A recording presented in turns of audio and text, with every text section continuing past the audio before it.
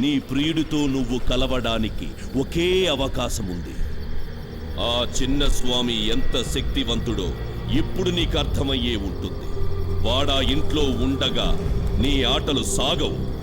నీ శక్తిని నా శక్తితో కలుపుతానంటే వాడు నా ఇంటి నుంచి పంపిస్తా, లేదంటే నీ ప్రియుణ్ణి నువ్వు చేరుకోలేవు.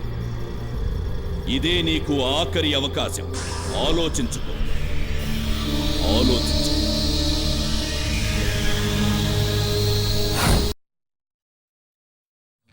అరోరా, మన భూతాలతో చిరస్వామి ఈ యజ్ఞాసనానికి పెట్టిన క్షుద్రముహూర్తాలు దగ్గర పడ్డాయి. ఆ ఇంట్లో చిరస్వామి చేస్తున్న కళాతకి ఎట్లు పూర్తయ్యేసరికి ఇంటి మిత్రుల ప్రాణాలు పోవాలంట. చిన్నస్వామి అర్ధరాత్రి పెట్టిన చాటిపడి ముహూర్తానికి ఇల్లు కూలి నేలలో కలిసిపోవాలి. యజ్ఞంలో పిశాచినెత్తులు అభిషేకం జరగాక వివేక పిచ్చివాడే పీక పిసుకు కావాలని చిరస్వామి క్షుద్ర వేశాడు. ఈ ఇల్లు వంశం నామరూపాలు లేకుండా చెయ్యాలని చిన్నస్వామి ఆన. రేపటికల్లా నాశనం అయిపోవాలి. ఉదయం ఇంటి దగ్గర పోవాలి. మేము పీక ముసుగు కావాలి. చిరస్వామి భూతాల విధులు చేస్తాడులే.